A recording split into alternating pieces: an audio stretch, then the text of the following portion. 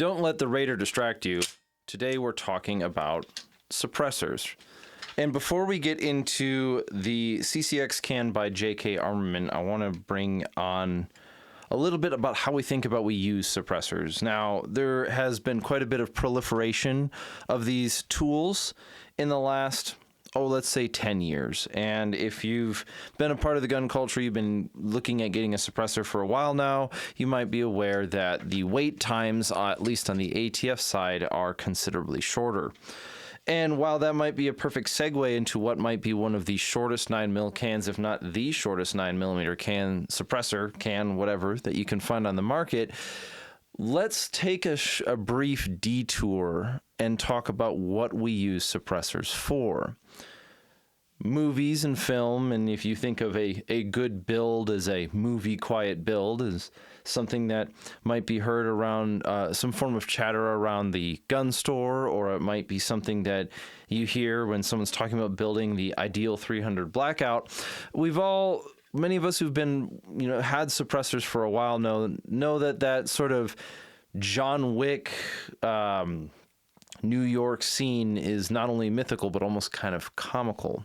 It's not like suppressors themselves turn our firearms into silent machines, but rather that they do quite a bit to aid, the user's experience. It's much less painful on your ears, and there is that safety element to it of reducing hearing damage, but it does something else. And if you think about suppressors, if you think about suppressors this way, you might oftentimes look at them as kind of a triangle where you get 3 different points, but you only get to pick 2. For example, one might be performance in suppression, sound suppression. Another one might be lightweight. And the third one would be low cost. And whenever you're looking at a suppressor, you usually have to pick like 2 of them. You can either have a low cost lightweight suppressor or a low cost lightweight suppressor or a low cost high sound suppression suppressor. But to get all 3 would make kind of a perfect trifecta. Now, and if we look at kind of the way that the gun culture has approached suppressors outside of the military for some time, we've had to deal with long wait times, oftentimes exceeding a year up until recently, up until about the last year, in fact. And this is being filmed in 2024, where the fastest turnaround for an ATF Form 4, which is the form that you submit when you want to purchase a suppressor, that I've seen is about 24 hours. It's really closer to 20, and that's quite an impressive feat when we all remember the time where we had to wait a year after purchasing our suppressor to even be able to take it home. Whoever's running the suppressor jail is certainly having a lot of turnover. But that goes back to, what are these for? What are suppressors really for? Are they a tool of the special operations community to look cool and hunt bad guys? Are they something that are only really useful if you pair them with night vision? Or are they something that's generally useful to the average citizen and also something that has a little bit of, let's say, gives an advantage to those who might want it? And the first thing that everybody looks for when it comes to suppression is sound. They want to see how quiet it's going to make it. But what if I told you that sound isn't always the most important factor to think of? And no, it's not how small a suppressor it is or how long and enduring it may last, or whether or not it's easy to mount or swap between different firearms. What happens if one of the most important elements, or one of the most important qualities of a good suppressor, is its light suppression? If a bullet is projected through or travels through the barrel because you've got burning and expanding gas, and that might create a jet of flame at the end, sure, it looks really cool in the dim twilight of the later evening to wrap off a couple or 100 rounds and see that fireball coming out of your gun. But in what people like to refer to as a 2-way range, that light is what's going to give you away. And so in this review, and the time about, let's just say about half a year I've spent with the CCX can, or the CCX suppressor by JK Armament, the part that I was most interested in is the light suppression. How much of that flame is still coming out of the end of the gun, which, if we're talking about a low light scenario where lasers and night vision come into effect, it's that light signature that's really going to give me away. There's a movie that's come out recently, and this might be anecdotal, but a movie that's come out recently is The Ministry of Ungentlemanly Warfare, which, if you've read the book, as far as I understand, the book is better than the movie, which is saying something because it's quite an enjoyable film to watch. But in the book, early on, which is about as far as I'm at in it, there's a reference to how even World War II, what do you call them? Operators, members of this Ministry of Ungentlemanly Warfare were able to identify where sentries were at in their route by a lit cigarette. Magnify that times whatever number that you need to make it sound important, and that's what you get when you have people using night vision.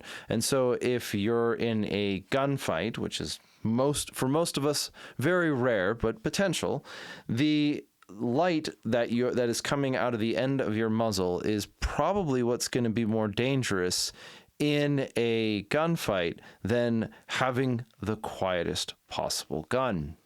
So strap in and settle down for a review, a review and a talk about suppressors and the CCX can by JK Armament. This episode is sponsored by Obsidian Arms, and like their logo on the bottom of this base plate show, they make quite a few items that are rather useful for those of us in this arena. Not only do they have their own parts, but they have a series of toolkits that come with a lifetime warranty. And so if you're looking for that level of self-sufficiency that comes with the well-stocked toolkit, I would suggest giving them a check. You can head over to Obsidian Arms at obsidianarms.com and look at their toolkits, which come with a lifetime warranty.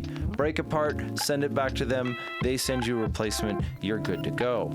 That being said, let's get back into talking about suppressors. In its longest configuration, the CCX Suppressor by JK Armament comes at under 6 inches, and before your teenage jokes want to take over this channel, that is a small amount of material to work with despite what we're trying to accomplish. JK has a specific approach to their suppressors that allows you to either take out baffles or add them by adding or taking out pieces by screwing them off of this sort, which, yes, as I know I referenced not making a dick joke, really doesn't do a good job helping my case. But what that allows us to do is that allows me to have either a shorter or a longer suppressor depending on how I want to use it. The CCX suppressor is, as the name implies, if you take out what those letters are supposed to refer to, a concealed carry capable suppressor. The idea and the goal of it was initially to create a suppressor that somebody could, in theory, carry with their attached to their concealed weapon, which was the first thing that caught my interest, but not the only thing.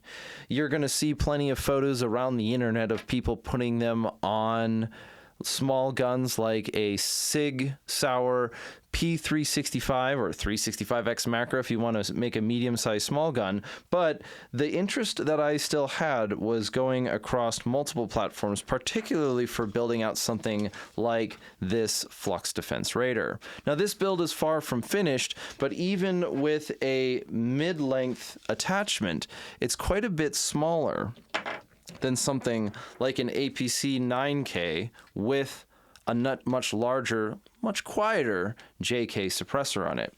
Now, this suppressor, once you open it up from the package, does come pre-lubed, which begs the question of, well, what kind of lubrication does it mean? What happens when you can take these baffles apart is that you can pack petroleum jelly inside there, which dramatically reduces the sound signature or the noise that comes out of the gun when firing for the first 5 rounds. It also has a second effect, and that is a plume of smoke as that petroleum jelly is quickly being burned away. And so while the terms wet suppressor or dry suppressor do tend to find their way around conversations, what you have is with this can is something that can be used both ways. I can if I want to just carry it dry, sure, I'm going to be able to use it. It's just not going to have the added effect of that petroleum jelly packing. How much of a sound difference does it make? I don't have a decibel meter with me, and I didn't have one when I took it out to the range, but the difference between hearing safe and non-hearing safe was about that first 5 rounds.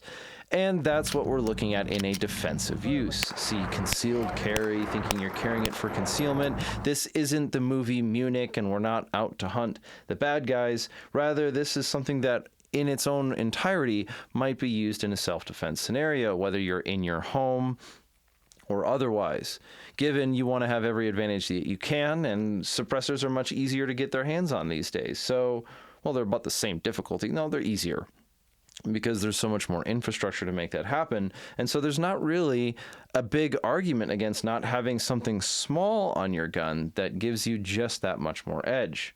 But how much smoke comes out of the gun, or how much smoke comes out of the suppressor when you have it in your longest configuration versus your shortest configuration? Well, what we did is we took it in its maximum configuration, its longest length, packed it with jelly, took 5 shots, and then repeated the process, reducing the number of baffles each time. It goes a long way to say that while the first couple of rounds had a much better performance in all categories when it comes to suppression, we still wanted to see how much of that fire was coming out the end. And with these videos and with what you're watching here, if you are on YouTube, you can see that the shorter it gets, you're not really including the audio, but the shorter it gets, you still have less room for that gas to expand, and the petroleum jelly gets burned off rather quickly. It still barely lasts more than 5 rounds, and is that 5 rounds important? Well, for that period of time, probably. It illustrates on how, as suppressors have become more and more available and more of them have ended up in civilian hands, in the marketplace, being developed by people like JK, there's now somewhere where we're at that's quite different than where we were 10 years ago. See, it wasn't uncommon, maybe in the dark years of 2019, for someone who's getting a suppressor, they might choose to buy one for a rifle, and if they were to buy one for a rifle, they might buy a 30 caliber can with a 30 caliber bore, which is ideal for 7.62, or whether it's 3.9 or 5.1, or for a 300 blackout, but also can be used effectively with a 5.56, albeit just a little bit louder. And since 5.56 is by far the most popular round in the United States when it comes to rifles and carbines, you saw quite a few people buying this larger suppressor, a 30 caliber suppressor, when they were probably going to use it 90% of the time, or most often, on that smaller 5.56 round. But because the wait time on a suppressor was so long, because it took 18 months to even get it, it wasn't uncommon for people to buy one in 30 caliber, knowing that they could put it on multiple guns. With the dead air that I have here, I could put it on an SR-25, or I could put it on an AR-15, or the Jackal, and so on and so forth, or even a 300 blackout firearm, but I only really had one can, one suppressor, one tax stamp, and that's all I had to deal with. But now that the turnaround time is days, we're starting to see that change as well. See, as there have been more suppressors becoming available, we're starting to see more specialization on the common level. Specialization was always going to be a thing for the military-industrial complex. It's always going to be something for the world of special operations and the OSS and the SAS and all of these acronyms and secret people. But now for the citizen, having the opportunity to have specialized suppressors for specific needs is much more common. And that's exactly what the CCX is. Now, on that vein, it certainly did perform as a more concealable handgun, albeit I'd need to pay a little bit more attention for which holster I carried, how I carried that holster, because I had a little bit of extra space on the end. The shortest I was really comfortable running The CCX can was with 1 baffle, but I was getting better performance already with 2. And a single baffle can is still about, oh, what would you call that? It's still about 4 inches in length. I would be happier, or I'm capable of getting quite a bit shorter.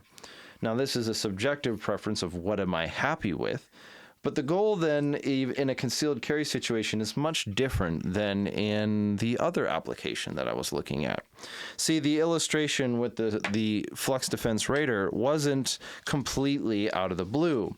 One of the advantages of guns like this is that I can quite easily build a sort of newer version of a bag gun that is much less likely to take up an entire backpack. I can fit it in an Indiana Jones style man satchel, if that's what you want to call it. But even in a shorter configuration, something kind of like this, look at the difference in overall length, collapsed even from that APC 9K.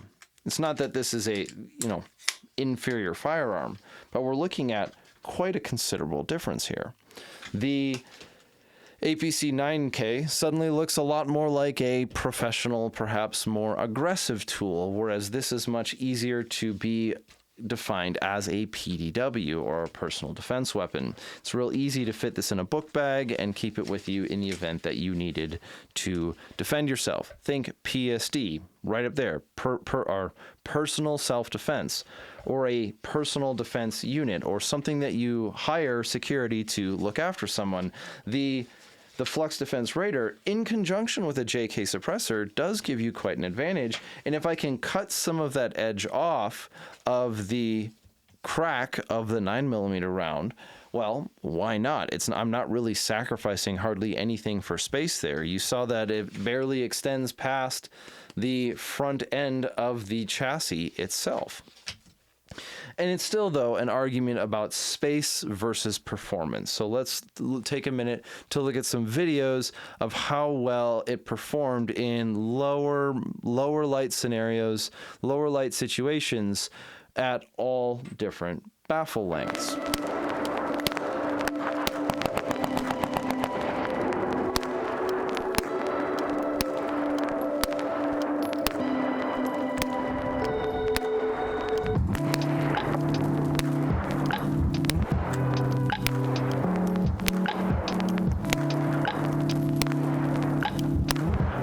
Let's take a minute to look at some of the features then of the JK CCX suppressor. It doesn't require a booster, a Nielsen device, which is a piston with a spring, or a spring-loaded piston that prevents pistols or rounds fired from a pistol with a tilting bolt or a tilting barrel, which is what most of your pistols are today. It prevents, or it helps reduce the likelihood of there being a baffle strike. A baffle strike is supposed to be the death knell, or the end of your suppressor, and while you theoretically could replace the baffles on a CCX suppressor or one by JK, because you can simply remove them by unscrewing that specific baffle and then adding more to the stack, what this suppressor does is it's so lightweight and it's so small that it doesn't even require a booster or a Nielsen device or a piston to work. You can just simply thread it onto the end of your gun. However, some firearms, particularly again like this SIG 320 in a Raider chassis, did have some problems early on. If I had the suppressor in its longest configuration, I pretty regularly, 1 out of every other shot, ended up in a stovepipe where the slide did not reciprocate far enough back to successfully kick the round out of the upper, and it ended up with a malfunction, a stovepipe. A spent piece of brass sitting on top of the new round trying to enter into the chamber. But if I kept it in the shortest configuration, I didn't have that problem. Swap out the spring on the Raider to a 12-pound spring, suggestion by none other than the fellows at flux themselves, and I didn't have any more problems going forward. So if you're going to buy a suppressor like this, whether you're going to keep it in its shortest configuration or its longest configuration, always take it to the range and do a moderate string before you try to defend or rely on it for your life. There's one consistent issue that I had with the suppressor all along, though, that I thought was kind of, well, I wouldn't call it a surprise, but it illustrates how this is more of a specialized use. If I were to do a string of about 100 rounds, whether it was wet or dry, whether I had petroleum jelly inside of it at the beginning or throughout iterations, or if I just kept it completely bone dry, by the end of about 100-ish so rounds, the baffles would start to loosen up a little bit. I would notice that I could just with a little bit of hand tightness, tighten them all back down a little bit more. Given the suppressor was usually pretty hot by that time, and I was using a burn-proof gear hot pad, which is one of the best things to have on your kit. It's kind of funny, especially if you're using suppressors all the time. But I was noticing that the baffles would loosen up a bit. I'm not the only person who's had this experience with these, with the specifically with the CCX suppressor, as I've never had an issue with a much larger JK suppressor before, but it was an interesting feature. And in certain scenarios, this might be a deal breaker for some people.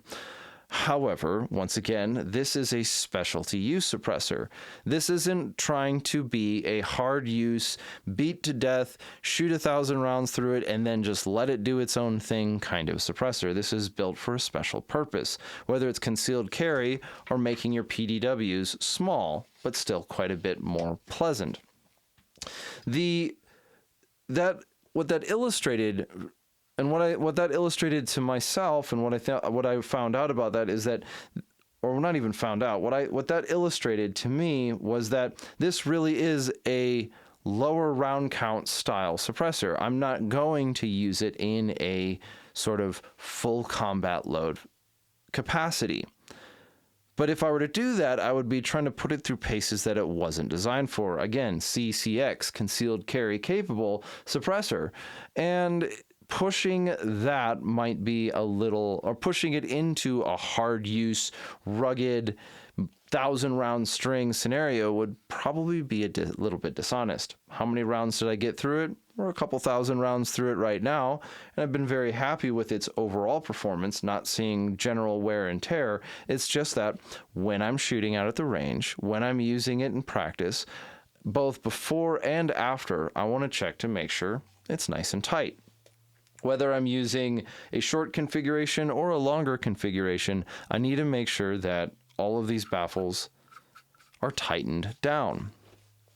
Now, that 150 rounds is a pretty convenient number because very, very, very few people that I know are carrying more than, say, 2 magazines in their everyday carry.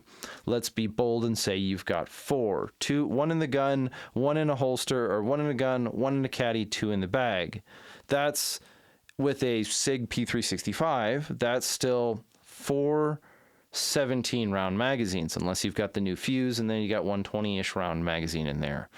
I'm currently using 21 plus 1, so 22-round magazines on this Raider, and after about 4, let's just call it rough math, 80 rounds, it's all holding together fine, but after another 4 and we've hit 160, it's gotten pretty loose. The baffles themselves are starting to loosen up. Not so much that I'm worried about getting a baffle strike, but it's definitely around that 150, 160 round mark where I would start to think that's probably about as many rounds as I want to get through this in a single setting. Does it betray its purpose? Absolutely not. Now, the light signature still added to my interest in it because, again, if I'm working a lot in the dark or at night with night vision, I've got this GL4 on here. This is actually a GL4 Pro. And if I've got that on here, I'm doing most of my work at night, most of my shooting at night. And the biggest concern, if I'm trying to create that sort of night vision capable construct, is that light signature. How much less bright is it than an unsuppressed firearm? Dramatically. especially if I'm using a brake on something like a Raider. But you could start to think, you know, small suppressor, night vision, Suron, all the gun culture jeans and branded clothing you want, and that's a pretty interesting little gun. Not only is it small, compact, and are you able to carry a decent amount of rounds, but now with a small suppressor like the one from JK Armament, it really turns it into a different beast altogether, albeit requiring a little bit of tuning. The sound quality without decibels, and I don't actually feel like it's out of space to look at this. I don't see it as out of space not to have a decibel meter with it, because again, the primary interest was that light. Still, I found that it gives you more options. Say you want to carry it as a concealed carry suppressor, shorten it up, you're still going to get that sound benefit, throw in your jelly, your petroleum jelly, and you're good to go. Make sure you figure out how much is the right amount in the summer heat of Arizona, by the way. It's still pretty warm. But if I'm going more for something at night where I have a little bit more leeway to get away with something a little bit longer, that longest configuration does a really good job keeping the light down. A little bit of first round pop, but nothing crazy. Whereas if I'm shooting the shorter version of it, I'm still getting a pretty reasonable or pretty noticeable pretty noticeable jet of fire out the front. I'm trying to avoid that at all costs. And so as I went out and used it more and more in the dark, I was a little bit more happy having the longer configuration, albeit after changing out the recoil spring on the Raider, we were all good to go. Which closes off this episode on suppressors. Most of what people still think about when they think about suppressors is it's supposed to make the gun quiet. And you're not entirely wrong. I would be remiss to say that a suppressor that makes a gun quieter is a worse suppressor than one that is louder. We want to have a quieter sound signature, as well as perhaps obfuscate what that sound signature looks like. JK has gone so far as to include a toning section or a toner in their suppressor, which looks like a baffle segment without a baffle. And that it's just an empty ring. It does. Oops, now you're married. Weird. So this toner can be placed at different positions within the baffle stack, but it seems to be the consensus across users that the closest to the blast chamber is the way to go with it. If I'm typically, as I'm using this in my ideal scenario, I'm going to have the toner in and then 2, maybe 3 baffles and keep it at that. Still, whether or not I'm using it during the day or at night, I'm always checking before, after, and sometimes even during, that those baffles are nice and tight on the end of the gun. I'm still getting quite a substantial reduction in light, sometimes with first run pop, trying it with 124 grains, 124 grain 9mm, 147 grain 9mm, 115 grain 9mm. Across all platforms, I could still get a little bit of light out of the end, but after that first round pop, it's usually pretty gone. And that's not something to stick your nose up at. I don't mind having a little bit more length, even though I don't have the girth with this one, but I do have the, I don't know, what do you want to call it? The stealth case for it. So, overall thoughts on the JK. We've talked quite a bit about, let's call it suppressor theory. What are they for? What are they good for? What makes a good suppressor? We might be stuck with that kind of trifecta of low cost, lightweight, high performance, and have to pick 2, but coming in at about $400, then add your $200 tax stamp, you're looking at something about the cost of a Glock that you could use on your Glock, on your SIG, on your Raider, on your handguns, on some of your smaller PCCs, and you don't need to worry about switching between having a booster or not having a booster. It's not always a good idea to put a booster, a boosted 9mm suppressor on a fixed barrel like an APC. But I can freely and comfortably switch this between both the SIG, the Flux Raider, and the much larger APC 9K, and I don't need to worry about extra parts. I just get to keep my baffles in my box for when I want to use them. Final thoughts on it are, it's a specialized suppressor. What are you using it for? Self-defense, home defense, or something that probably shouldn't make its realm on the internet? It really does harken back or kind of point to a more specialized use tool, which is something that I'm thoroughly excited to see more about. JK has been Jake Kunsky, who's been on the show a number of times, has been in the suppressor game for a long time, and it's nice to see somebody who's had this much investment in making suppressors start to create things that are not just general use, hard use suppressors, but something that reaches out to a completely different category. The CCX accomplishes that, whether you're using a PDW or a self-defense handgun, and even though it has some nuances, and for those who are willing to pay that small extra amount of attention, the payoff is fantastic. Just a little bit of sound suppression goes a long way with 9mm firearms, and ultimately, I think that he's done a really good job looking at a niche that needed to be filled, something that hadn't been accomplished yet, and providing a very small, but also reasonably affordable solution. And then the end user, you, me, and whoever has the suppressor, can tailor it more to their needs. Are you playing around in the dark and you can get away with a little bit more length, or is it trying to get as small as possible with as much benefit as you can and something that you're carrying every day? Either way, the CCX is going to work for you, and that is where I think it belongs. Once again, as suppressors become more and more specialized, I suspect that we might see somebody try to compete it, but they've got a pretty high bar to cross. They've got a pretty big, well, it's not even shoes to fill, but they got a pretty unique piece to compete with. So, first in, best dressed for concealed carry suppressors goes to JK Armament, and that is where we will close. Now that we are looking at a time where suppressors are more available, the world seems a little bit unsteady, and this is my final segue before calling it quits.